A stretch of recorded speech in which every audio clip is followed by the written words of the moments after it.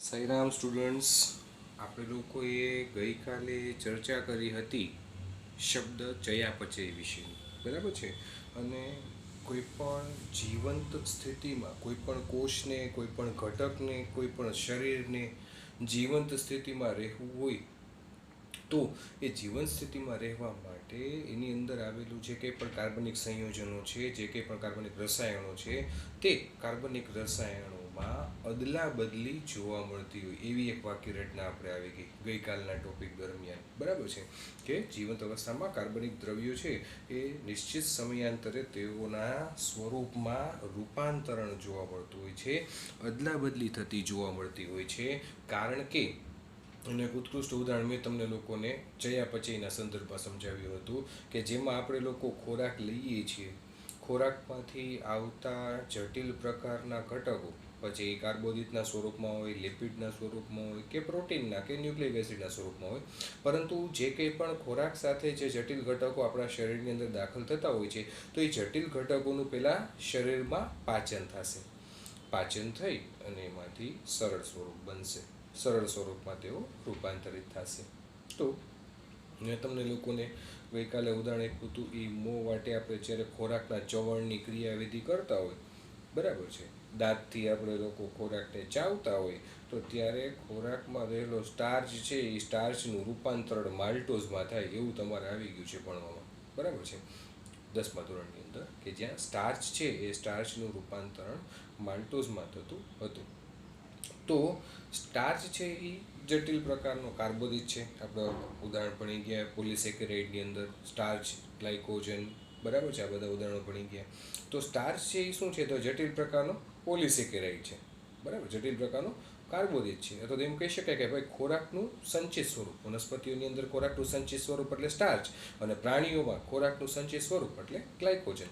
તો એ ખોરાકના સંચિત સ્વરૂપ તરીકે જે સ્ટાર્ચ છે એ સ્ટાર્ચ આપણે જ્યારે લઈએ છીએ ખોરાક, બરાબર, તો એ સ્ટાર્ચનું રૂપાંતર માલ્ટોઝમાં થયું એટલે સ્ટાર્ચ છે એ તૂટ્યો. સ્ટાર્ચનું શું થયું હતું, તૂટ્યો તો સ્ટાર્ચનું અપચય થશે, અને એનું અપચય થશે ત્યારે એમાંથી માલ્ટોઝ છૂટો પડશે, એટલે કે માલ્ટોઝનું ચય થયું કહેવાય, માલ્ટોઝ બન્યો કહેવાય. તો સંયુક્ત રીતે આ પ્રક્રિયાને આપણે લોકો પાચન કહેશું, અથવા તો વૈજ્ઞાનિક ભાષાની દ્રષ્ટિએ જોવા જઈએ તો ચયાપચય કહેશું. કારણ કે ચયાપચયમાં બે અર્થ આવે છે. જોજો, ચયાપચય એટલે ખાલી તમે એમ ના કહી શકો કે જટિલ અણુઓનું સરળ સ્વરૂપમાં રૂપાંતરણ, પણ સામે એમ કહેવું પડે કે એ વિઘટન અથવા તો વિખંડન તો થાય જ છે, પણ સામે નવી વસ્તુ બને પણ છે. સ્ટાર્ચ ભલે તૂટ્યો, હું એમ કહું છું, મોં વાટે આપણે ખોરાકનું ચવણ કરીએ એટલે કાર્બોદિત રૂપ સ્વરૂપે જે સ્ટાર્ચ હશે એ સ્ટાર્ચ એમાઇલેઝ ઉત્સેચકની હાજરીમાં તૂટે છે, અને એનું પાચન થયું કહેવાય, એનું રૂપાંતરણ થયું કહેવાય માલ્ટોઝમાં. તો માલ્ટોઝ બન્યું ને સામે, તો માલ્ટોઝ બન્યો, તો માલ્ટોઝ બનવાની પ્રક્રિયા એટલે ચય પ્રક્રિયા, અને સ્ટાર્ચના વિખંડનની એટલે કે અપચય પ્રક્રિયા, એના વિશેની ચર્ચા આપણે જોઈ હતી. ચયાપચયના સંદર્ભમાં મેં તમને ઉદાહરણ આપીને સમજાવ્યું હતું. ત્યાર પછી મેં તમને વાત કરી હતી કે ભાઈ કોઈ પણ પ્રકારની રાસાયણિક પ્રક્રિયાઓ જે કુદરતી રીતે આપણી અંદર થતી જોવા મળે છે એ રાસાયણિક પ્રક્રિયાને એક નિશ્ચિત ઉત્પ્રેરક બળ અથવા તો એક નિશ્ચિત ઉત્પ્રેરણાની જરૂર પડે છે, ઉત્પ્રેરિત એવા ઘટકની જરૂર પડે છે. અને આવા ઉત્પ્રેરિત ઘટક તરીકે મોટાભાગની જૈવ રાસાયણિક પ્રક્રિયામાં ઉત્સેચકો ભાગ ભજવતા હોય છે, બરાબર છે, કે જે ઉદ્દીપનનું કામ કરે છે. કોઈ પણ જેવી પ્રક્રિયા આપણી અંદર થાય, મેં તમને ગઈકાલે ઉદાહરણ આપ્યું હતું કે ભાઈ ગ્લાયકોલિસિસ, જે તમારે શબ્દ આવી ગયો છે 10મા ધોરણની અંદર, એમાં તમારે આવ્યું છે કે ભાઈ એક ગ્લુકોઝનો અણુ હોય એનું સંપૂર્ણ દહન થાય, ચયાપચય થાય એટલે 2 પાયરુવેટ એસિડના અણુઓ છૂટા પડતા હતા ગ્લાયકોલિસિસ દ્વારા. પણ એ આખી પ્રક્રિયા છે ને, એ પ્રક્રિયા માટેના 10 અલગ અલગ સ્ટેપ છે, 10 અલગ અલગ તબક્કા છે. એક ગ્લુકોઝમાંથી 2 પાયરુવેટ એસિડના અણુઓ છૂટા પડવાની જે સમગ્ર પ્રક્રિયા છે એના માટેના જુદા જુદા 10 સ્ટેપ આવે છે, અને એ 10 સ્ટેપ માટે 10 અલગ અલગ ઉત્સેચકોની હાજરી અનિવાર્ય છે. હવે તમે વિચાર કરો કે એમાં એક ઉત્સેચક ન હોય તો, જો એમાં એક ઉત્સેચક ન હોય ને તો 2 પાયરુવેટ એસિડના અણુઓ ન બને. 2 પાયરુવેટ એસિડના અણુઓ ન બને ને તો આગળ ક્રેબ્સ ચક્ર અથવા તો જેને આપણે TCA ચક્ર તરીકે ઓળખીએ છીએ એ નહીં થાય, અને એ ચક્ર નહીં થાય તો એને અનુલક્ષીને 38 જે ઓલા એટીપી બનતા હતા ને એ એટીપી બનવાના બંધ થઈ ગયા છે. અને એટીપી ન બને તો તમને લોકો બધા હોશિયાર જ છો, તમને ખ્યાલ જ છે કે એટીપી ન બને શરીરની અંદર તો આપણા શરીરની પરિસ્થિતિ શું હોઈ શકે. તો સ્વાભાવિક વસ્તુ છે. તમે વિચાર કરો, આમ જોવા જઈએ તો ઉત્સેચક એટલે એક નાનામાં નાનો એકમ છે કોષની અંદર, કોષ રસમાં આવેલો. પણ એ જો પૂરતી માત્રામાં ન મળે તમારા શરીરને, અને શરીરમાં એ આવેલું ન હોય, હાજર ન હોય, તો એની ગેરહાજરીમાં ઉત્પ્રેરક ઘટક તરીકે બીજો કોઈ કામ ન લાગે. બીજી વસ્તુ, પ્રક્રિયાનો વેગ વધારવો. ઉત્સેચક છે એનું કાર્ય છે પ્રક્રિયાનો વેગ વધારવો. તો પ્રક્રિયાનો વેગ જ વધી શકે નહીં, કારણ કે ઉત્સેચક ન હોય તો. કારણ કે ઉદ્દીપનનું કામ કરે, ઉત્પ્રેરક તરીકે કામ કરે, એટલા માટે ઉત્સેચક છે એ અનિવાર્ય છે. હવે આગળ ફરી પાછું આ જ ચેપ્ટરની અંદર એના વિશેની ડિટેલ ચર્ચા પર તમારે આવવાની છે કે ઉત્સેચક કઈ રીતે તમને ઉપયોગી નીવડે છે જુદી જુદી જીવરાસાયણિક પ્રક્રિયાઓમાં. ઉત્સેચક હોય તો એ પ્રક્રિયા કેટલી સ્પીડમાં થાય, અને ઉત્સેચક ન હોય તો એ પ્રક્રિયા કેટલી સ્પીડમાં થશે. બરાબર, બે વસ્તુ તમને અહીંયા કમ્પેરેટિવ આપેલું છે, એ આપણે આગળ જોશું આ જ ચેપ્ટરની અંદર. તો આવા બધા ટોપિક વિશે ચર્ચા આપણે ગઈકાલે કરી. આજનો આપણો નવો ટોપિક જે સ્ટાર્ટ કરવાનો છે એ છે ટોપિક નંબર 9.10, જીવનનો ચયાપચયિક આધાર. જીવનનો ચયાપચયિક આધાર, મેટાબોલિક બેઝિસ ફોર લિવિંગ. ચયાપચયની દ્રષ્ટિએ આપણા જીવનને આધાર આપતી રચના, આધાર આપતી સ્થિતિ.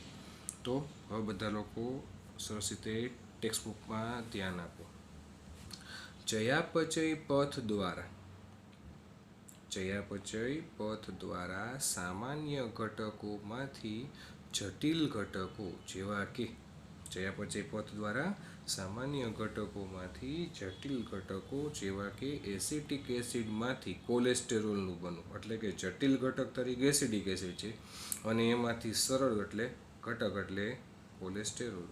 તેમજ જટિલ પદાર્થોમાંથી સરળ પદાર્થો જેવા કે કંકાલ સ્નાયુઓમાં ગ્લુકોઝમાંથી લેક્ટિક એસિડનું નિર્માણ થતું રહે છે. કંકાલ સ્નાયુઓની અંદર, આપણા કંકાલ તંત્ર સાથે સંકળાયેલા સ્નાયુઓમાં ગ્લુકોઝ છે એ ગ્લુકોઝમાંથી લેક્ટિક એસિડનું નિર્માણ ચાલુ હોય છે. તો એ પ્રક્રિયા પણ જટિલ પદાર્થમાંથી સરળ પદાર્થમાં રૂપાંતરણની પ્રક્રિયા થઈ કહેવાય. એ જ રીતે ઉપર બીજું પણ ઉદાહરણ આપેલું છે કે ભાઈ એસિડિક એસિડ હોય તો એસિડિક એસિડમાંથી કોલેસ્ટેરોલ બનવાની ક્રિયા. પ્રથમ પ્રકારની પ્રક્રિયાને જૈવ સંશ્લેષણ પથ અથવા તો ચય પથ કહે છે. હવે મારે તમને લોકોને ચય શબ્દ સમજાવવાની જરૂર નથી. ચય એટલે બનવાની પ્રક્રિયા, સંશ્લેષણાત્મક. બીજી પ્રક્રિયામાં વિખંડન થતું હોય, ગ્લુકોઝનું વિખંડન થાય કે જેમાંથી લેક્ટિક એસિડ છૂટો પડે. એટલા માટે કીધું છે કે બીજી પ્રક્રિયામાં, એટલે કે ગ્લુકોઝમાંથી જે લેક્ટિક એસિડ બને છે ને એને ઉદ્દેશીને કીધું છે. તો બીજી પ્રક્રિયામાં વિખંડન થતું હોવાથી તેને અપચય પથ કહે છે. ચયપથમાં શક્તિ વપરાય છે. ચયપથની અંદર હંમેશા શક્તિ વપરાય. કંઈક બનાવવું છે તમારે, બનાવવા માટે તમારે શક્તિ વપરાશે, સ્વાભાવિક છે. વિચાર કરો બધા લોકો, બરાબર. તો ચયપથમાં હંમેશા શક્તિ વપરાય છે. એમિનો એસિડમાંથી પ્રોટીનના નિર્માણમાં, એમિનો એસિડ્સ ભેગા મળીને શું બનાવે? પ્રોટીન બનાવે. તો એમિનો એસિડ્સમાંથી પ્રોટીનના નિર્માણમાં શક્તિની આવશ્યકતા રહે છે. જ્યારે બીજી તરફ અપચય પથ દ્વારા શક્તિ મુક્ત થાય છે.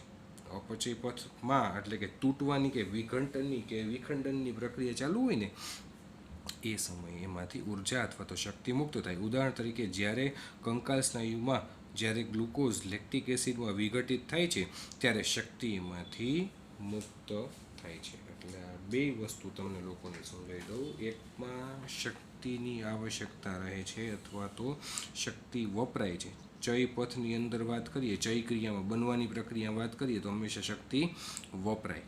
બરાબર. દાખલા તરીકે જે તમને અહીંયા ઉદાહરણ આપીને સમજાવવામાં આવેલું છે એ જ વસ્તુ તમને લોકોને હું સમજાવું છું કે ઉદાહરણ તરીકે વિચારો કે જુદા જુદા 50 એમિનો એસિડ છે, અને 50 એમિનો એસિડના એકમો ભેગા મળી અને એક જટિલ પ્રકારના પ્રોટીનનું નિર્માણ કરે છે. 50 પ્રકારના એમિનો એસિડ, 50 જેટલા એમિનો એસિડ ભેગા મળી અને એક જટિલ પ્રકારના પ્રોટીનનું નિર્માણ કરે. તો આ પ્રક્રિયા માટે એટીપી સ્વરૂપે શક્તિ વપરાય, એમાં શક્તિનું નિર્માણ ન થાય. ચય ક્રિયા છે, એમિનો એસિડમાંથી પ્રોટીન બનવાની ક્રિયા, એટલે આ ચય પ્રક્રિયાનું ઉદાહરણ છે. આમાં અપચય ક્યાંય કરતાં ક્યાંય નથી થતું. જુઓ, એમિનો એસિડ્સ ભેગા મળે છે. મેં એમ કીધું એમિનો એસિડ્સ 50 એમિનો એસિડ્સ છે.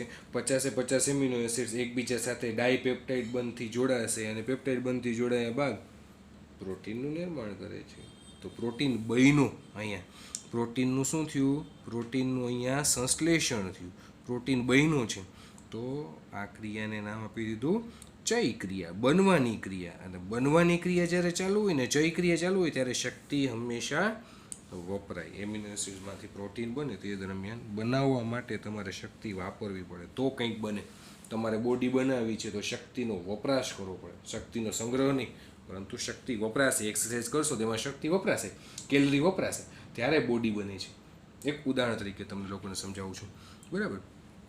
એ જ રીતે અન્ય એક પ્રક્રિયા કે જે હવે તમારે આગળ ભણવામાં આવશે થોડીક વધારે ડિટેલમાં, કે જ્યાં ગ્લુકોઝ છે ને, એ ગ્લુકોઝમાંથી આપણા જે કંકાલ સ્નાયુઓ છે, આપણા કંકાલ તંત્ર સાથે સંકળાયેલા સ્નાયુ, કે જ્યાં ગ્લુકોઝનું વિઘટન થઈ અને એ ગ્લુકોઝના વિઘટનથી એમાંથી ગ્લાયકોજન મુક્ત થાય છે, એ વિખંડન થાય છે.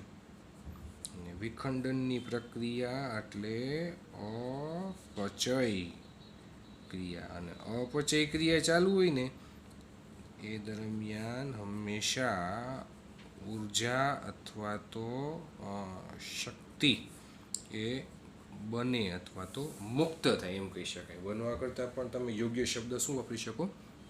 એટીપી અથવા તો શક્તિ મુક્ત થશે. અહીંયા જે શું કીધી છે તમને લોકોને વર્ણનમાં, કે એમિનો એસિડમાંથી પ્રોટીનના નિર્માણમાં શક્તિની આવશ્યકતા રહે છે, જ્યારે બીજી તરફ અપચય પથ, બરાબર, ગ્લુકોઝમાંથી ગ્લાયકોજન બનવાની ક્રિયા, લેક્ટિક એસિડ, પહેલાં ગ્લાયકોજન બને, પછી ગ્લાયકોજનમાંથી આગળ જતાં એનું રૂપાંતરણ થશે લેક્ટિક એસિડના સ્વરૂપમાં. તો એ લેક્ટિક એસિડના સ્વરૂપમાં જે રૂપાંતરણ થયું, તો એ દરમિયાન એટીપી છે એ મુક્ત થાય છે. જુઓ, એમિનો એસિડમાંથી પ્રોટીનના નિર્માણમાં શક્તિની આવશ્યકતા રહે છે, જ્યારે બીજી તરફ અપચય પથ દ્વારા શક્તિ મુક્ત થાય છે. ઉદાહરણ તરીકે જ્યારે કંકાલ સ્નાયુમાં જ્યારે ગ્લુકોઝ કે જે લેક્ટિક એસિડમાં વિઘટિત થતો હોય ત્યારે શક્તિ મુક્ત થાય છે. આ ચયાપચય પથ જેના દ્વારા ગ્લુકોઝમાંથી લેક્ટિક એસિડનું નિર્માણ થાય છે, તે 10 ચયાપચય ચરણોમાં પૂર્ણ થાય છે, જેને ગ્લાયકોલિસિસ નામ આપવામાં આવેલું છે. અહીંયા તમને લોકોને તો એકદમ બહુ સરળ રીતે સમજાવી દીધું છે કે ડાયરેક્ટ ગ્લુકોઝમાંથી પાયરુવિક એસિડના અણુ અને લેક્ટિક એસિડના અણુ નિર્માણ પામે. આ પ્રક્રિયા ટોટલ કેટલા સ્ટેપ્સમાં થાય છે? 10 સ્ટેપ્સમાં. અને આ પ્રક્રિયાનું નામ શું આપી દીધું છે અહીં? તો એને કહેવાય, તમારે શબ્દ આવી ગયો છે ગ્લાયકોલિસિસ.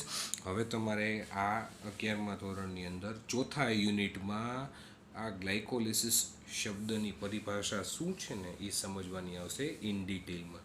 તો ત્યારે હું તમને લોકોને ફરી પાછું સમજાવીશ. ગઈકાલે મેં તમને કીધું હતું કે આ પ્રક્રિયા માટે 10 સ્ટેપ જોઈએ, ને 10 સ્ટેપ માટે 10 ઉત્સેચકો જોઈએ, ઉત્પ્રેરક જોઈએ. મેં તમને કીધેલું છે, ગઈકાલે પણ કીધું હતું અને આજે પણ કીધું, બરાબર છે? તો એ પ્રક્રિયાનું નામ ગ્લાયકોલિસિસ છે. સજીવોમાં પોષક દ્રવ્યોના અવનત થવાથી મુક્ત થતી આ શક્તિ, સજીવોમાં પોષક દ્રવ્યોના અવનત થવાથી, એટલે કે પોષક દ્રવ્યો જે છે તેઓનું વિઘટન થતું હોય, તે પોષક દ્રવ્યોનું વિઘટન થવાથી મુક્ત થતી આ ઉર્જા અથવા તો શક્તિ એ રાસાયણિક બંધના સ્વરૂપે સંચિત થયેલી હોય છે. આ બંધ શક્તિ જ્યારે અને જ્યાં આવશ્યક સજીવ તંત્રમાં શક્તિ અથવા તો ઉર્જા ચલણનું મહત્વપૂર્ણ સ્વરૂપ રાસાયણિક બંધના સ્વરૂપે રહેલી શક્તિ છે, જેને એડિનોસાઇન ટ્રાઇફોસ્ફેટ તરીકે ઓળખીએ છીએ. ઉર્જા મુક્ત થાય છે, એ જે ઉર્જા અથવા એ જે શક્તિ મુક્ત થાય છે, એ શક્તિને આપણે લોકો કયા નામથી ઓળખીએ છીએ? એટીપી.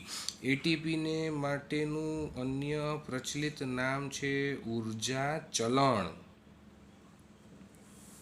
ચલણ દરેક દેશની પોતપોતાની કરન્સી હોય, દરેક દેશનું પોતપોતાનું ચલણ હોય. આપણું ચલણ છે રૂપિયો, બરાબર.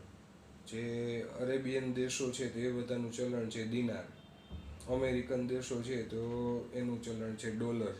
તો એનું ચલણ થયું કે એ જ ચલણ એ દેશ માટે વપરાય. એ દેશ સિવાય બીજી જગ્યાએ તમે એ ચલણ વાપરવા જાઓ તો ન વાપરી શકો. તો આપણા શરીરરૂપી જે આપણો દેશ છે, આપણા શરીરરૂપી જે આપણો દેશ છે, એ શરીરરૂપી દેશની અંદર ઉર્જા માટેનું ચલણ જો એકમાત્ર કોઈ હોય તો એ છે એટીપી. એ સિવાય બીજું કંઈ નહીં. આપણા શરીરની અંદર જે કોષો આવેલા છે એ કોષો ઉર્જા માટે એક જ ચલણને એ લોકો ઓળખે છે, એટીપીને. એટીપી સિવાય એ લોકો બીજા એકે ચલણને ઓળખતા નથી, બરાબર. ઉર્જા માટે તો આપણે પ્રોટીન ઉપયોગી છે, લિપિડ ઉપયોગી છે અને એમાં હોય છે, બરાબર. પણ છેલ્લે કોષને જ્યારે ઉર્જાનો ઉપયોગમાં લેવાની હોય ને વાત, તો એ ઉર્જાને ઉપયોગમાં લેવા માટે એ ઉર્જા એટીપીના સ્વરૂપમાં હશે ને તો જ એ ઉર્જા એ ઉપયોગમાં લઈ શકશે, કોષ બાકી ન લઈ શકે. એમ તો આપણે એમ કહીએ કે ભાઈ ફેટયુક્ત અથવા તો ચરબીયુક્ત ખોરાક લઈએ એટલે ભરપૂર માત્રામાં એની અંદર ઉર્જા હોય, વાત સાચી. પણ એ ઉર્જા જ્યાં સુધી એટીપી સ્વરૂપે રૂપાંતરિત નહીં થયેલી હોય ને ત્યાં સુધી નકામું. ઉદાહરણ તરીકે તમને સમજાવું કે અત્યારે તમે લોકો ભારતમાં છો, કાલ સવારે તમને એમ થાય કે અમારે અમેરિકા ફરવા જવું છે અથવા તો કંઈ કામ અર્થે જવું છે, તો તમારે અમેરિકા જવું હોય તો તમે લોકો શું અહીંથી 10ની નોટ ને 20ની નોટ ને 50ની નોટ ને એવી ભેગી કરીને જશો ત્યાં અમેરિકા? કે પહેલાં તમારે અહીંથી તમારી કરન્સી છે એ કન્વર્ટ કરાવવી પડશે ડોલરમાં? તમારી પાસે જે કંઈ રૂપિયા હશે એ રૂપિયા તમારે પહેલાં ડોલરમાં કન્વર્ટ કરવા પડે તો એ તમને એમાં ઉપયોગમાં આવશે. સ્વાભાવિક વસ્તુ, તમે ડોલરમાં કન્વર્ટ કરાવ્યા હશે એ જ ઉપયોગમાં આવશે. અહીંથી આપણે 10-10ની નોટ ને 5-5ના સિક્કા અને 50ની કે 100ની નોટ લઈને ગયા હશું તો અહીંયા અમેરિકામાં એ કંઈ કામ નહીં લાગે.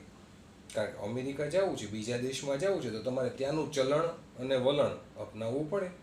એ જ રીતે એ લોકો અહીંયા આવતા હોય તો એ લોકો શું કરે, એ લોકો પાસે ડોલર હોય, એ અહીંયા આવીને ડોલર આપે, એ ડોલર આપણા માટે કંઈ કામનું નથી. પરંતુ એ લોકો અહીંયા આવી પહેલાં શું કરે, એના ડોલરનું કન્વર્ઝન કરી નાખે. કેમાં? રૂપિયામાં. પછી એ રૂપિયા એ લોકો આપણા દેશમાં આવીને એનો ઉપયોગ કરી શકે, વાપરી શકે. એટલે કહેવાનું તાત્પર્ય શું છે અહીંયા કે ઉર્જા ચલણ, આપણા શરીરને ઉર્જા પ્રોટીનમાંથી એ મળે છે, આપણા શરીરને ઉર્જા લિપિડમાંથી એ મળે છે, આપણા શરીરને ઉર્જા કાર્બોદિતમાંથી પણ મળે છે. પણ આ ત્રણેયની અંદર રહેલી જે કોઈ પણ ઉર્જા છે એ ઉર્જા જ્યાં સુધી એટીપીમાં અથવા તો એટીપીના સ્વરૂપમાં કન્વર્ટ નહીં થાય, એટીપીના સ્વરૂપમાં રૂપાંતરિત નહીં થાય ને ત્યાં સુધી આપણા શરીરના એક પણ કોષ, એક પણ દેહધાર્મી પ્રક્રિયા માટે એ ઉર્જાનો ઉપયોગ ન કરી શકે. આ એક સનાતન સત્ય છે. એટલા માટે એટીપીને આપણા શરીરનું ઉર્જા ચલણ કીધું છે. ઉર્જા માટે વપરાતું એકમાત્ર ચલણ કોઈ હોય તો એ છે એટીપી. એટીપીનું રાસાયણિક બંધારણ જો કદાચ કોઈને ખ્યાલ હોય તો, બરાબર, એડિનોસાઇન ટ્રાઇફોસ્ફેટ આપણે લોકો બોલીએ છીએ ને, એ એડિનોસાઇન ટ્રાઇફોસ્ફેટનું રાસાયણિક બંધારણ જોવા જઈએ ને તો એમાં શું આવેલું ખબર? આવી રીતે વચ્ચે એક પેન્ટોઝ પ્રકારની શર્કરા, 5 કાર્બનયુક્ત, 5 કાર્બનયુક્ત 5C, બરાબર, પેન્ટોઝ પ્રકારની એક શર્કરા આવેલી હોય. એ પેન્ટોઝ પ્રકારની શર્કરા સાથે નાઇટ્રોજન બેઝ, એ નાઇટ્રોજન બેઝ તરીકે આવેલો હોય એડિનોસાઇન.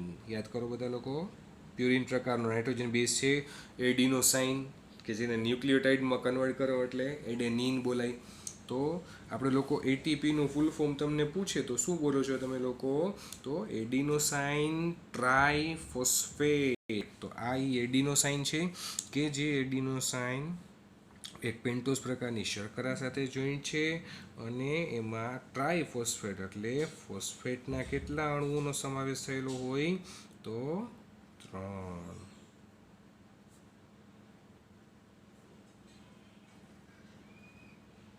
આવી રીતે આ છે ને જે મેં અત્યારે સ્ટ્રક્ચર ડ્રો કર્યું છે ને એ એનું રાસાયણિક સ્ટ્રક્ચર છે, રાસાયણિક બંધારણ છે, બરાબર છે, એટીપીનું. આને શું બોલાય? Adenosine triphosphate. એડિનોસાઇન ટ્રાઇફોસ્ફેટ અને વચ્ચે આવેલી એક પેન્ટોઝ પ્રકારની શર્કરા. બરાબર છે. પેન્ટોઝ 5 કાર્બન યુક્ત, એટલા માટે એને પેન્ટોઝ કીધું છે. આ એટીપીનું એક રાસાયણિક સ્ટ્રક્ચર મેં તમને લોકોને ડ્રો કરીને સમજાવ્યું. ભૂલતા નહીં, સનાતન સત્ય છે, યાદ રાખજો બધા લોકો. પહેલી વસ્તુ. બીજું, અહીંયા તમે જોઈ શકો છો, જુઓ, આ પહેલા નંબરનો ફોસ્ફેટ અણુ, આ બીજા નંબરનો ફોસ્ફેટ અણુ અને આ ત્રીજા નંબરનો ફોસ્ફેટ અણુ. એમાં બીજા અને ત્રીજા નંબરનો જે ફોસ્ફેટ અણુ છે, બીજા અને ત્રીજા નંબરનો જે ફોસ્ફેટ અણુ છે, એ બંને વચ્ચે તમે જોઈ શકો છો એક આ બંધ દર્શાવ્યો છે, આ જગ્યાએ એક બંધ દર્શાવ્યો છે. પણ આ બંધ અલગ દર્શાવ્યો છે કારણ કે આ એ બંધ છે કે જેની અંદર આપણા શરીરમાં આપણે જે કંઈ પણ ખોરાક લઈએ અને એમાંથી જે કંઈ પણ શક્તિ છૂટી પડે છે, એ શક્તિ છે ને, એ શક્તિ બધી ક્યાં જઈને સ્ટોર થાય છે? એ આ બંધમાં જઈને સ્ટોર થાય છે, સંચય પામે છે, સંગ્રહ પામે છે આ બંધની અંદર. કયો બંધ? તો ફોસ્ફેટ બંધ, બીજા અને ત્રીજા નંબરના ફોસ્ફેટ અણુ વચ્ચેનો. એટીપીનું તમે સ્ટ્રક્ચર ડ્રો કરો ને, તો એટીપીના સ્ટ્રક્ચરની અંદર બીજા અને ત્રીજા નંબરનો જે ફોસ્ફેટ અણુ છે, એ બીજા અને ત્રીજા નંબરના ફોસ્ફેટ અણુ વચ્ચેનો જે ફોસ્ફેટ બંધ છે, એ ફોસ્ફેટ બંધની અંદર તમારા શરીરમાં જે કંઈ પણ ખોરાક લેવાથી શક્તિ તમને મળે છે, એ બધી શક્તિ છે ને, એ આ બંધની અંદર સંચિત થાય, સ્ટોર થાય, સંગ્રહ પામે. બરાબર. તો આવી રીતે એ એટીપી બને. એટલા માટે આપણે આ એટીપીને શક્તિના સ્ત્રોત તરીકે, ઉર્જા ચલણ તરીકે, શક્તિના સ્ત્રોત તરીકે લઈએ છીએ. એટલે આ વસ્તુ ભૂલતા નહીં. આ સ્ટ્રક્ચર જે અહીંયા મેં તમારી સમક્ષ ડ્રો કર્યું છે, એ યાદ રાખજો, ખાસ અગત્યનું છે, તમને પૂછી શકે. બીજા અને ત્રીજા, આ એટીપીની રચના છે. એટીપીની રચનામાં આપણે એટીપીને શું કામ ઉર્જા ચલણ કીધું? તો કે એટીપીની અંદર શક્તિનો સંગ્રહ થયેલો હોય, એટીપી સ્વરૂપે શક્તિનો સંગ્રહ થયેલો હોય. એ એટીપી સ્વરૂપે શક્તિનો સંગ્રહ એમાં ક્યાં થયેલો હોય તમને એમ પૂછે તો એટીપીની અંદર એડિનોસાઇન ટ્રાઇફોસ્ફેટમાં બીજા અને ત્રીજા નંબરના જે ફોસ્ફેટ અણુ છે એની વચ્ચેનો જે આ બંધ છે, એમાં શક્તિ સંચય પામે. આ શક્તિ છે એ શક્તિનું સ્ટોરેજ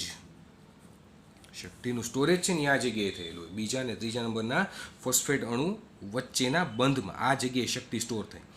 બરાબર. અને એ શક્તિનો ઉપયોગ આપણે લોકો આજીવન જુદી જુદી દેહ ધાર્મિક પ્રક્રિયાઓ કરવા માટે કરીએ છીએ. તો આ સ્ટ્રક્ચર ભૂલતા નહીં તમે લોકો. આ તમને જ્યાં સુધી તમે લોકો જીવ વિજ્ઞાનના ટચમાં રહેશો ત્યાં સુધી આ સ્ટ્રક્ચર તમને અવારનવાર પૂછાતું રહેશે, આવતું રહેશે.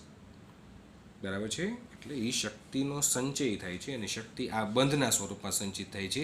અને એ બંધ છે એ ક્યાં હોય? તો કે બીજા અને ત્રીજા નંબરના ફોસ્ફેટ અણુ વચ્ચે. તો આ હતી વાત એડિનોસાઇન ટ્રાઇફોસ્ફેટ વિશેની.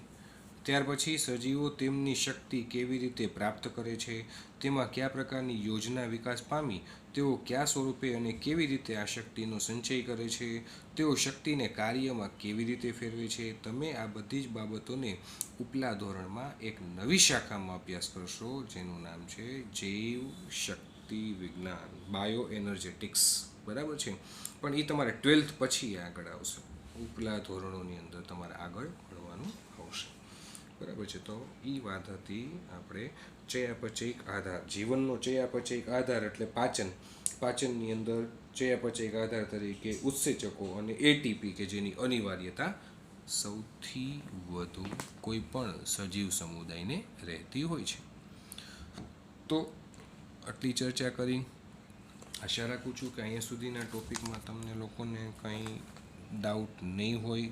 આમ તો ટોપિક ઇઝી હતો, તેમ છતાં પણ કંઈ ન સમજાય તો ફરી પાછું તમે લોકો મને પૂછી શકો છો. ત્યાર પછીનો નેક્સ્ટ ટોપિક આવે છે 9.11, જીવંત અવસ્થા, ધ લિવિંગ સ્ટેટ. જીવંત અવસ્થા, આમ જોવા જઈએ તો આ શબ્દમાં આપણને બહુ ઇઝીનેસ લાગે છે, પણ શબ્દની ડેપ્થ, શબ્દની ઊંડાઈ ખરેખર બહુ જ છે. જીવંત અવસ્થા, આપણે એમ કહીએ છીએ કે આપણે જીવંત છીએ, પણ કેવી રીતે અને શું કામ, એવું શું થાય છે આપણી અંદર. બરાબર. તો એના માટેનો આ ટોપિક છે. જુઓ, આ સ્તરે તમે સમજી ગયા હશો કે સજીવોમાં તેમની જરૂરિયાત અનુસાર એક નિશ્ચિત સાંદ્રતામાં જરૂરિયાત અનુસાર એક નિશ્ચિત સાંદ્રતામાં હજારો રાસાયણિક સંયોજનો જોવા મળે છે. હજારો રાસાયણિક સંયોજનો જોવા મળે છે એક નિશ્ચિત સાંદ્રતાની અંદર અલગ અલગ પ્રકારના, જેને ચયાપચયકો કે જૈવ અણુઓ કહે છે. ઉદાહરણ તરીકે સામાન્ય સ્વસ્થ વ્યક્તિના રુધિરમાં, ઉદાહરણ તરીકે સામાન્ય સ્વસ્થ વ્યક્તિ છે, તંદુરસ્ત વ્યક્તિ છે, અને એવા તંદુરસ્ત વ્યક્તિના રુધિરમાં શર્કરાની માત્રા 4.5 થી 5 મિલીમોલ, જ્યારે અંતઃસ્ત્રાવની માત્રા એ નેનોગ્રામ, અંડરલાઇન કરજો, પ્રતિ મિલીલીટર હોય છે. બરાબર. શર્કરાની માત્રા કેટલી કીધી? તો 4.5 થી 5 મિલીમોલ જેટલી. એની સામે શર્કરાની સામે અંતઃસ્ત્રાવ છે, તો અંતઃસ્ત્રાવની એટલી જ આવશ્યકતા છે, નેનોગ્રામમાં, નેનોગ્રામ પ્રતિ મિલીલીટર હોય છે. સૌથી મહત્વનું તથ્ય એ છે કે જૈવિક તંત્રમાં બધા સજીવ એક સ્થિર અવસ્થામાં જોવા મળે છે. જૈવિક તંત્રમાં બધા સજીવ એક સ્થિર અવસ્થામાં જોવા મળે છે, જેમાં બધા જૈવ અણુઓની એક નિશ્ચિત માત્રા હોય છે. જૈવિક તંત્રમાં બધા સજીવ છે નિશ્ચિત સ્થિર અવસ્થામાં. અત્યારે આપણે સ્થિર અવસ્થામાં છીએ, અસ્થિર નથી પણ સ્થિર છીએ. સ્થિર એટલા માટે છે જેમાં બધા જૈવ અણુઓની એક નિશ્ચિત માત્રા હોય છે. તે જૈવ અણુ એક ચયાપચય પ્રવાહમાં હોય છે. આપણા જૈવિક અણુ, કાર્બોદિત, લિપિડ, પ્રોટીન વગેરે એક નિશ્ચિત પ્રકારના પ્રવાહની અંદર, એક ચયાપચય પ્રવાહમાં એ આગળ વધતા હોય છે. કોઈ પણ રાસાયણિક કે ભૌતિક પ્રક્રિયા સંતુલન પ્રાપ્ત કરે છે. સ્વ એટલે સ્વની રીતે, પોતાની જાતે સંતુલન પ્રાપ્ત કરે. આપણા શરીરની અંદર ઘણી બધી અત્યારે રાસાયણિક પ્રક્રિયાઓ, ભૌતિક પ્રક્રિયાઓ ચાલુ છે, અને તેઓમાં જો અસંતુલિતતા સ્થપાય ને, એટલે ફરી પાછું સંતુલિતતા પ્રાપ્ત કરવા માટે તેઓ સ્વયં પોતાની રીતે સક્ષમ છે. સ્થિર અવસ્થા એ અસંતુલિત હોય છે. આની નીચે ખાસ અંડરલાઇન કરજો, કારણ કે આ વસ્તુ ઊંડાણપૂર્વકની છે. સ્થિર અવસ્થા એ અસંતુલિત છે. સ્થિર અવસ્થા એટલે સંતુલિત નહીં, પરંતુ અસંતુલિત કીધું છે. જ્યાં સુધી તમે અસંતુલિત સ્થિતિમાં હશો ને, ત્યાં સુધી જ તમે જીવંત છો એમ કહી શકાય. બાકી તમે એકવાર સંતુલિત સ્થિતિમાં આવી જાઓ ને, પછી તમે જીવંત ન કહેવાઓ. વિચારજો મારા શબ્દો, કે જ્યાં સુધી તમે અસંતુલિત સ્થિતિમાં છો ને, ત્યાં સુધી જ તમે જીવંત છો એમ કહી શકાય. એક વખત સંતુલિતતા પ્રાપ્ત થઈ જાય ને, તો પછી જીવંતમાં ના આવે. બરાબર. તમને એક સિમ્પલ ઉદાહરણ આપીને સમજાવું કે એક કોષ છે.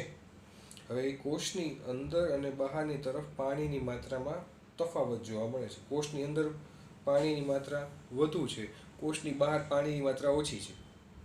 કોષની અંદર પાણીની માત્રા વધુ છે, બહાર ઓછી છે, એટલે અસંતુલિત અવસ્થા થઈ. બરાબર છે. એ અંદરની તરફ ઓછી છે, બહારની તરફ વધુ છે, તો થશે શું?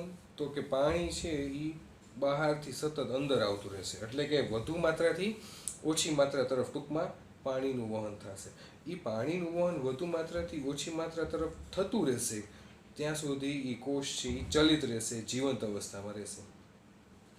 સમજાય છે બધા લોકોને? જ્યારે એક વખત એવો સમય આવશે કે બે તરફ સમતુલિતતા સ્થપાઈ ગઈ, માની લ્યો બે તરફ સમતુલિતતા સ્થપાઈ ગઈ, તો પછી એ કોષ હવે કાર્ય કરવાનું બંધ કરી દેશે. આપણા કેસમાં પણ સેમ આ જ વસ્તુ છે. આપણા જીવનમાં કેટલી બધી વસ્તુઓ છે, કેટલી બધી વસ્તુઓ નથી, ખૂટે છે.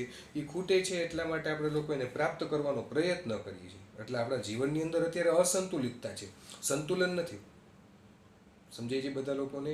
અને અસંતુલિતતા છે એટલા માટે આપણે જે ખૂટે છે, જે નથી, એને આપણે પ્રાપ્ત કરવાનો પ્રયાસ કરીએ છીએ, અથાગ રીતે પ્રયત્નો કરીએ છીએ. અને પ્રયત્નો જે કરતા હશે એ જ જીવંત છે. જે પ્રયત્ન નથી કરતા એને તમે જીવંત અથવા તો સ્થિર ન કહી શકો. સ્થિર એટલે એવું નહીં કે સ્ટેચ્યુ થઈ જવું. સ્થિર શબ્દનો અર્થ અહીંયા આપેલો છે કે સ્થિર અવસ્થા. ભૌતિક વિજ્ઞાનમાં તમને થોડુંક વધારે વિશેષમાં આવશે આના વિશેનું, કે જીવંત અવસ્થા છે ને, અથવા તો સ્થિર અવસ્થા છે ને, એ એક પ્રકારની અસંતુલિત સ્થાયી અવસ્થા એને કહી શકાય. કેવી અવસ્થા કહેવાય? અસંતુલિત એવી સ્થાયી અવસ્થા તમે એને કહો છો, સ્થિર અવસ્થાને. કારણ કે તમારા જીવનમાં મેં તમને કીધું એ પ્રમાણે તમે વિચાર કરો. ઉદાહરણ તરીકે તમને સમજાવું કે સવારે ઉઠીને સૂર્યોદય થાય, રાત પડે અને ચંદ્રોદય થાય, એટલે કે ચંદ્ર ઉગે છે. બરાબર છે. પણ સવારે પડે છે અને રાત્રે પણ અમુક સમય બાદ પડે છે. તમે વિચાર કરો, સતત 24 કલાક સૂર્ય રહેતો હોત તો, સતત દિવસ જ રહેતો હોત તો આપણને રાત્રિ શું છે ખબર પડે? તો આપણને દિવસનો મર્મ શું છે, એનું ઇમ્પોર્ટન્સ શું છે એ ખબર પડે, ન ખબર પડે. એ જ રીતે 12 કલાક દિવસ હોય 12 કલાક રાત હોય. 12 કલાક રાતની જગ્યાએ 24 કલાક અંધારું જોઈતો, રાત્રિ જોઈતો. તમે વિચાર કરો, 24 કલાક ખાલી રાત જ હોય, અંધારું જ હોય, દિવસ ઉગે જ નહીં, સૂર્ય ઉગે જ નહીં, સૂર્ય જોયો જ ન હોય, તો વિચાર કરો તમે કે કેવી હાલત થઈ શકે બધા લોકોની, દરેક સજીવોની. બરાબર છે. તો કહેવાનું તાત્પર્ય શું છે કે આ તો શું છે કે સૂર્ય છે એટલા માટે આપણને દિવસનું ઇમ્પોર્ટન્સ ખબર પડે છે, રાત પડે છે, ચંદ્ર છે એટલા માટે આપણને રાતનું ઇમ્પોર્ટન્સ ખબર પડે છે, રાત્રિ પડે છે એટલા માટે આપણે લોકો સૂઈએ છીએ, આરામ કરીએ છીએ, શરીરની અંદર શક્તિનો સંચય કરીએ છીએ, સંગ્રહ કરીએ છીએ, અને દિવસ શરૂ થાય એટલે વળી પાછા આપણે લોકો ઉઠીને દોડવાનું શરૂ કરી દઈએ છીએ.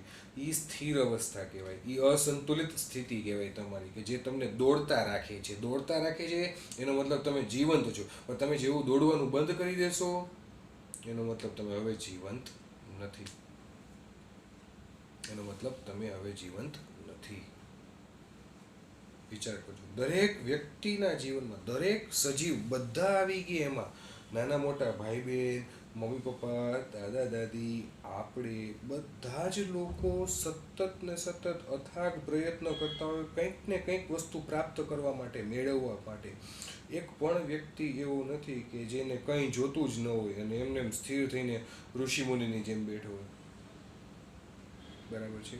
તો કહેવાનો તાત્પર્ય શું છે કે જીવંત અવસ્થા અથવા તો સ્થિર સ્થિતિ એને કહેવાય જ્યારે તમારા શરીરની અંદર કંઈક ચલિતતા હોય, કંઈક અસંતુલિતતા હોય. અસંતુલિતતા હશે તો જ તમે એને સંતુલિત અવસ્થામાં લઈ આવવાનો પ્રયત્ન કરશો. તમારા જીવનમાં કંઈ અસંતુલિતતા નહીં હોય તો તમે વિચાર કરો કે અત્યારે બધા જ બાળકોને પહેલા ધોરણથી માંડીને છેક કોલેજનો અભ્યાસ પૂરો કરે કે XYZ માસ્ટર્સ કમ્પ્લીટ કરે, બધા લોકોને એન કેન પ્રકારે પરીક્ષા દેવાની આવે છે.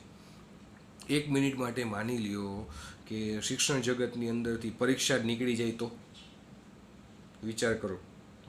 અથવા 1 મિનિટ માટે માની લો કે પરીક્ષા લેવાની, પણ બધા લોકોને 100% આપવાના. પરીક્ષા ક્લાસમાં 50 જણા હોય તો 50 જણા પરીક્ષા આપે, પણ 50 જણાને માર્ક્સ સરખા આવે, તો તમને ખરેખર જીવનનું, પરીક્ષાનું કંઈ મૂલ્ય રહેશે તમારા જીવનમાં? કયો મન ચાલો વિચારો. બરાબર છે. સ્વાભાવિક વસ્તુ છે, આપણે ના જ પાડશું, ના ન રહી તો એનું કંઈ ઇમ્પોર્ટન્સ જ નથી. તમને તમારા જીવનમાં તમે એમ કહો કે મને આ વસ્તુ જોતી છે અને તમને ઓન ધ સ્પોટ એ વસ્તુ મળી જાય તો એ જીવન જીવવાની મજા છે ખરેખર? સરવાળે તમે એમ કહો કે આપણે બધા લોકો જે કંઈ પણ કરીએ છીએ શું કામ કરીએ છીએ, તો સારું જીવન જીવવા માટે, સારા કપડાં પહેરવા માટે, સારું ખાવા માટે, સારી રહેણી કહેણી માટે. બરાબર છે. પણ બધી વસ્તુ તમને એમને મહેનત કર્યા વગર મળી રહે તો એનું કંઈ મૂલ્ય રહેશે તમારા જીવનમાં? નહીં રહે. એનું મૂલ્ય 100% નહીં રહે અને તમે જીવંત અવસ્થામાં પછી ન રહે. બરાબર. જ્યાં સુધી તમારા જીવનમાં અસંતુલિતતા છે ને ત્યાં સુધી જ તમે એને અસંતુલિતતાને દૂર કરવા માટે સંતુલિત અવસ્થા તરફ ભાગો છો. સવારથી ઉઠીને આપણે બધા જ લોકો એનકેન પ્રકારે મંડાઈ પડીએ છીએ આપણું કામ કરવા માટે, કર્મ કરવા માટે, જેના થકી આપણે લોકો સારું જીવન જીવી શકીએ. બરાબર છે. એટલે આ વાક્ય રચનામાં મેં એટલા માટે જ અંડરલાઈન કરી કે સ્થિર અવસ્થા એ અસંતુલિત હોય છે, સંતુલિત નથી હોતી. સંતુલિત હોય તો તમારે કંઈ કરવું જ ન પડે. તમારા જીવનમાં તમારે જે જોતું છે તમને જો સોફા ઉપર બેઠા બેઠા જ મળી જતું હોત તો તમારે કોઈ દિવસ કંઈ કરવું જ ન પડે. તો તમને એનું મૂલ્ય જ ન સમજાય અને તો તમે જીવંત છો એ પણ ન કહેવાય. ઓલું તો તમે મહેનત કરી હોય, મહેનત કર્યા બાદ તમને એ પ્રાપ્ત થયું હોય. હમણાં તમારા 10માનું રિઝલ્ટ આવશે, એમાં જે તમારા ગ્રેડ આવશે કે જે ટકાવારી આવશે તો તમે એમ કહેશો કે આ મેં મહેનત કરી છે એનું પરિણામ છે, અને એ જે મીઠાશ છે એ આખી અલગ જ છે. પણ એના માટે તમે આખું વર્ષ તનતોડ મહેનત કરેલી છે. બરાબર. તે સતત તમે અસંતુલિતતામાં જીવા છો, સંતુલિત અવસ્થામાં નથી જીવા, અસંતુલિતતામાં જીવા છો. બરાબર છે.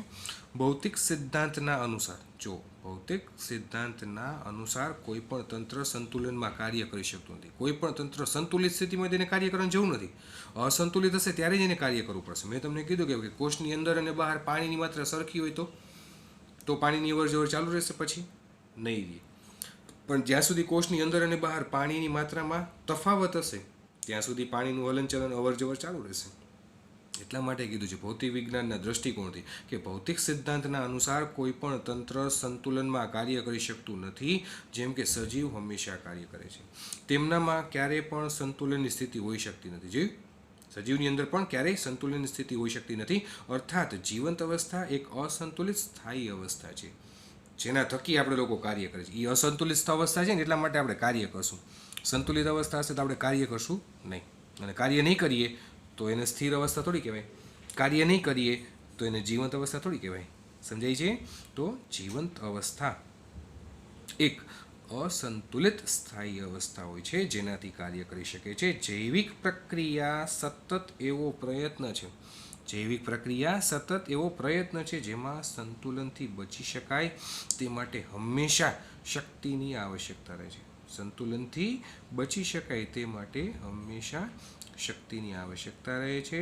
ચયાપચય એ એવી પ્રક્રિયા છે જેમાં શક્તિ પ્રાપ્ત થાય છે. ચયાપચય દ્વારા આપણે શક્તિ મેળવવાનો જ પ્રયાસ કરીએ છીએ. સરવાળે તો એટીપી બનવામાં જ આપણે ઇન્ટરેસ્ટ છે. જેમ વધુમાં વધુ ઉર્જા પ્રાપ્ત થશે એટલું વધુમાં વધુ આપણે લોકો સારું કાર્ય કરી શકશું. તો ચયાપચય એ એવી પ્રક્રિયા છે કે જેમાં શક્તિ પ્રાપ્ત થાય છે.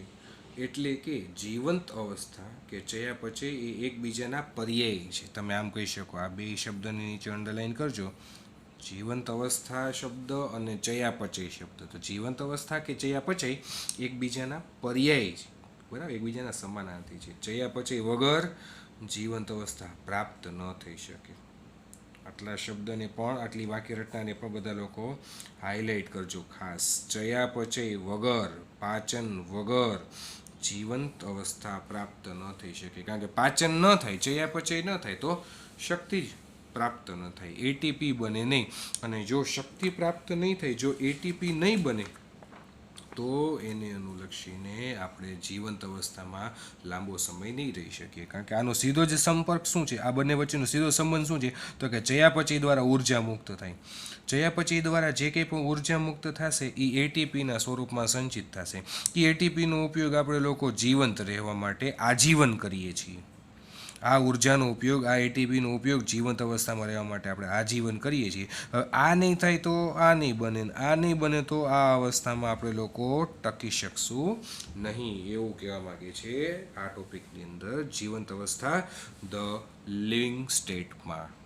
બરાબર છે? તો વિદ્યાર્થી મિત્રો, આજે આપણે લોકોએ બે ટોપિક પૂરા કર્યા.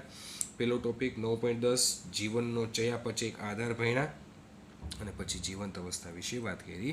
આવતીકાલથી નેક્સ્ટ લેક્ચરથી આપણે આપણા નવા ટોપિકમાં, ઉત્સેચકો વિશેના ટોપિકમાં શિફ્ટ થવાનું છે. અહીંયા સુધી, ત્યાં સુધી બધા લોકો ક્લિયર રાખજો. કંઈ પણ ટોપિકમાં ડાઉટ હોય, ન સમજાય, શબ્દ એકેય વાક્ય રચના ન સમજાય તો અચૂક પૂછી લેજો, વિના સંકોચે. બરાબર? પર્સનલી વોટ્સએપ કરી શકો છો, તો મને ફોન પણ કરી શકો છો. બરાબર છે?